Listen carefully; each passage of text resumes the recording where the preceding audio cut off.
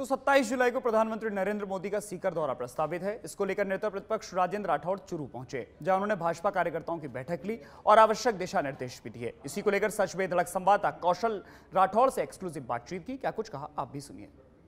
राजस्थान विधानसभा में नेता प्रतिपक्ष राजेंद्र राठौड़ अभी हमारे साथ है चर्चा के लिए। करते हैं उनसे चर्चा। राठौड़ साहब, रंधावा जी ने कहा है कि आपके सांठ-गांठ की जांच करवाएंगे। वो निश्चित तौर पर जांच करानी चाहिए। अगर कोई ऐसी एजेंसी है जो राजनीतिज्ञों के सांठ-गांठ की जांच करने के लिए उन्होंने पैदा कर ली तो ज़रूर करवाएं, पर इस बात की भी जांच करवा लें कि ये सचिवालय के अंदर नोट कैसे मिले। इस बात की भी जांच करवा लें कि खाजूवाला के कांड में रक्षक भक्षक क्यों बने। इस बात की भी जांच करा लें कि हिंडौन के अंदर किस प्रकार एक अबला की इज्जत लूटी गई। इस बात की भी जांच करा लें कि जब जो लोग आज मंत्रिमंडल में बैठे हैं ये वही लोग हैं जिन पर मुकदमा कराया था महेश जोशी जी ने राजद्रोह का। इस बात की भी जांच करवा लें कि वो पैरों के छालों की कसम खा के सचिन पायलट जी ने कहा था कि आरपीएससी को भंग करें। इन सारी बातों को जांच करवा लेना चाहिए। पर ये पंजाब नहीं है, ये राजस्थान है। डोडासरा जी ने कहा है कि साजिश करते हैं आप। मैं क्या करता हूँ क्या नहीं करता हूँ मेरे बारे में चिंता नहीं करे, पर वो अपनी पार्टी का ध्यान रखें। आज उन्हीं के लोग उन्हीं को ललकार रहे हैं। कभी दिव्या मदेरणा कहती हैं कि मैं सुरक्षित नहीं, कभी भरत सिंह कहते हैं कि मैं विधानसभा में नहीं जाऊंगा भ्रष्टाचारियों के बीच में, कभी रामनारायण मीणा आरोप लगाते हैं। और इनके खुद के लोग इनके खुद की पार्टी को ललकार रहे हैं। जरा उनकी तरफ ध्यान दें तो ज़्यादा उचित होगा। गुड्डा साहब को लेकर क्या कहेंगे? गुड्डा साहब ने जो कुछ कहा वो आम राजस्थान का आम आदमी जो बात कहता है वो उन्होंने कही।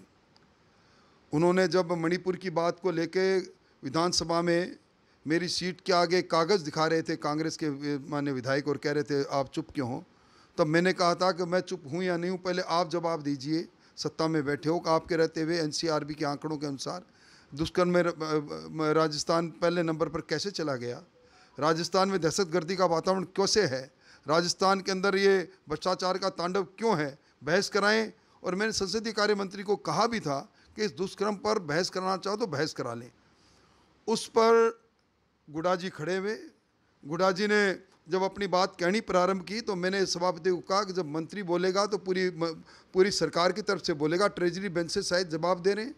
उन्होंने जाकर खड़े होकर कहा कि मणिपुर की बात करने से पहले राजस्थान के अंदर महिलाओं के बच्चियों के साथ जो अत्याचार अनाचार और बलात्कार हो रहा है जिसमें सरकार विफल रही उस पर बात होनी चाहिए। फिर मैंने कहा था कि भाई अगर मंत्री बोल गए तो हमारा संविधान कलेक्टिव रिस्पॉन्सिबिलिटी की बात करता है और आर्टिकल 164(2) ये कहता भी है कि एक मंत्री बोलता है तो सरकार बोलती है। तो बोल ही गए तो इस पूरी सरकार बोली है। और मैंने संसदीय कार्य मंत्री को कहा कि आप तो वही हो जिन्होंने मर्दों का प्रदेश है ये कहकर बलात्कार में एक नंबर पर राजस्थान क्यों है इसमें अपनी दलील दी थी। शर्म आनी चाहिए। बात यहीं ख़त्म हुई और उसके बाद उनकी बर्खास्ती हुई। अंतिम सवाल, आपके सामने चुनाव लड़े रफीक मंडेलिया, वो कहते हैं आपसे ज़्यादा उपस्थिति उनकी रही है। आप विधानसभा में गए हो, वो हार गए, लेकिन फिर भी उनकी उपस्थिति आपसे ज़्यादा है, क्या कहेंगे? मैं उनको मुबारकबाद देता हूँ और कांग्रेस जन को भी मुबारकबाद देता हूँ कि ऐसा अच्छा प्रतिनिधि बनाया जो आपके बीच में रहता है। सबका कर्तव्य है। मेरी उपस्थिति मेरी अनुपस्थिति अब चूरू के अंदर इन बातों पर कोई चर्चा का विषय इसलिए नहीं है कि मेरी ज़िंदगी का बहुत बड़ा हिस्सा यहाँ निकला है। लोग मुझे जानते हैं, पहचानते हैं। पर रफ़ीक जी यहाँ रहते हैं, ये रफ़ीक जी का दावा ये तो कांग्रेस के लोग ही बताएंगे कितना रहते हैं कितना नहीं रहते। ये थे हमारे साथ नेता प्रतिपक्ष राजेंद्र राठौड़। कौशल शर्मा सच बेधड़क के लिए कैमरा पर्सन पुनीत सोनी के साथ चूरू से।